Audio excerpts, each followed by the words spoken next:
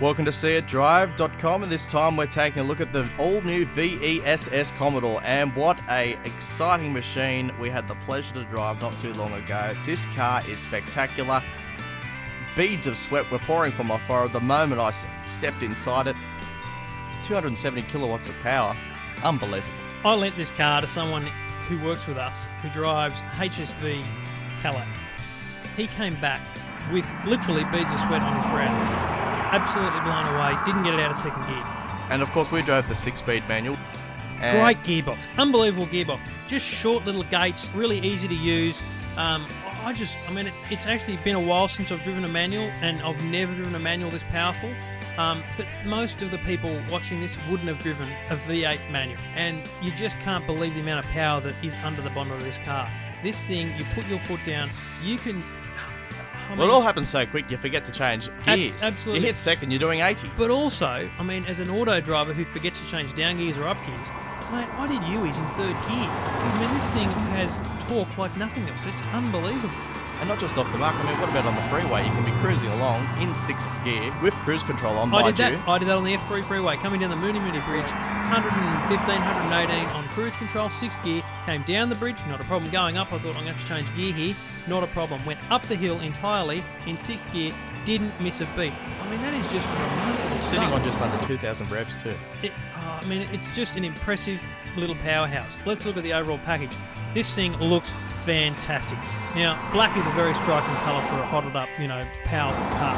So that in itself helped this car. I've seen it in that goldy colour they're promoting. I actually don't like it. Not a fan of that colour at all. Sort of that burnt orange look. Nah, the black is just damn impressive. The SS badge on the side stands out. The V8 badge on the side stands out. With the 6-litre written in, just in case you forgot, 6-litre V8 engine written on the side. That rear spoiler is just great, although, gee whiz, it gets in the way. In terms of rear vision, but, that's the case of all SS Commodores in the past, and it's always going to be the case.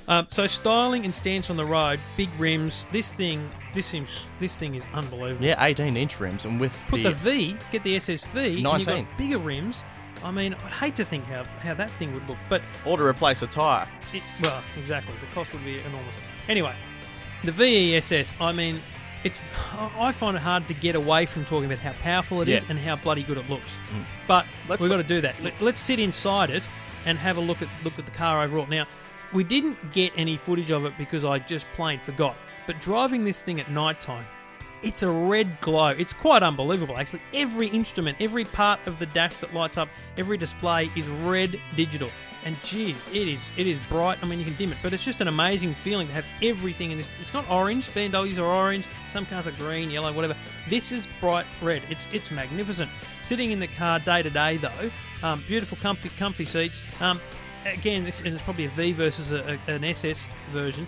The manual seats, I just think for this sort of car, put the automatic, adjustable seats in. But that's right. It was manual adjustment. Yeah, and I'm just thinking they're the little things they scrimp and save to get this thing down to a $45,000 car, which provides you with performance you'd be getting for $250,000. You mentioned the people who you rock up to beside them in the lights that this thing's worth $45,000. They're thinking about driving away and trading in right there and then.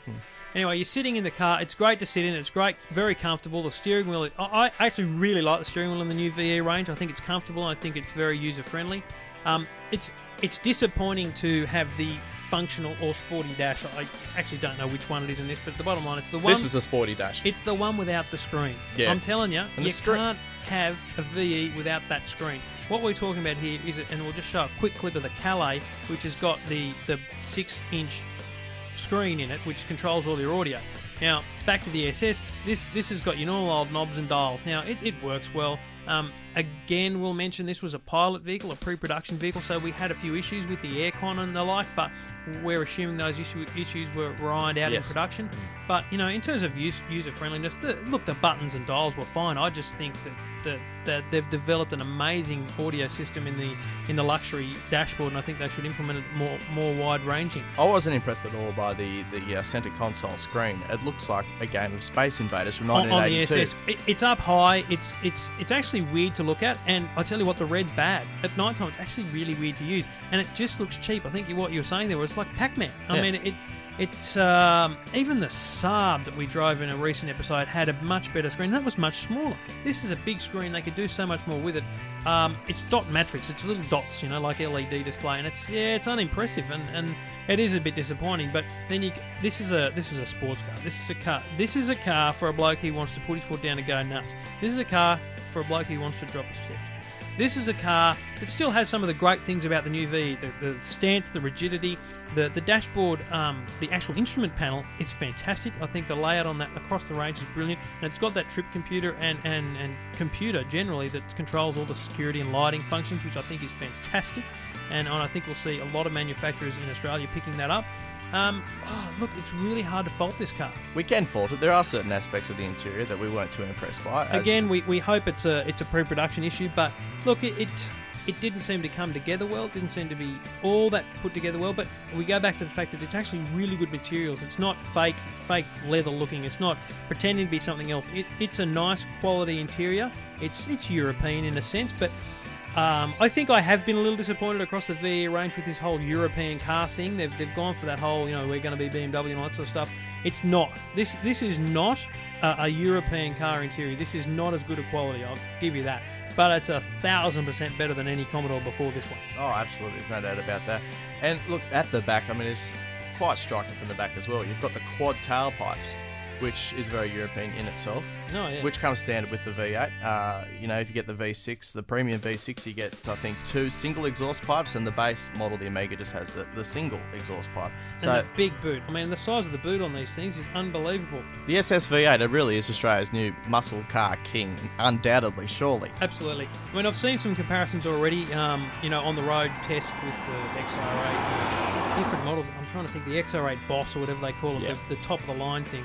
And they've actually compared the SSV to that, which is, ballpark, completely different cars. And this thing just flogs it. Now, it's the bottom line is it sets a completely new benchmark, and that can't be understated. This is a new benchmark for Australian-built cars. It's fantastic handling, fantastic performance, very good quality interior, very well-designed car. I just can't think of too many things to go wrong about this car. It's all about the packages, and I think that's where people are going to struggle when they walk into a dealership and go, well, I want a V8, I want an SS, but I really like that, that center console, audio thing. So they're looking for the stereo, and you're going to have to upgrade, and you're probably going to have to upgrade above what you want to do. And I think they're going to catch a few people out there. But hey, that's what Holden do, and good luck to them. This is an amazingly powerful car. I can imagine how they're going to be used by people out at Eastern Creek Drags and stuff. It'll be great fun car, and look, you'll hear that beautiful murmur from a V8 VE Commodore around the streets often. It's a sound you just can't beat, Trevor. It's addictive. The adrenaline pumping through your body is incredible. I wouldn't suggest for those who aren't that into driving, they get the 6-speed manual. In city traffic, it's a little bit awkward with that much power on tap. That's a manual versus auto thing, just generally though, isn't it? Although, this, having said that, it's that whole thing. You forget to change gears. You really can potter around in second and third gear. Oh, there's no doubt about that. Yeah, it's amazing. Once you get used to it, but, you can. If you're looking for a city vehicle, get the auto, because it's silly not to. I'm sure the performance would be just outstanding in that as well. Having a manual was a bit of a gimmick for us, and I totally enjoyed it, but wow, what a powerful car. Beautiful car, big V8, 270 kilowatts of power, the all-new SSVE Commodore. We drove it.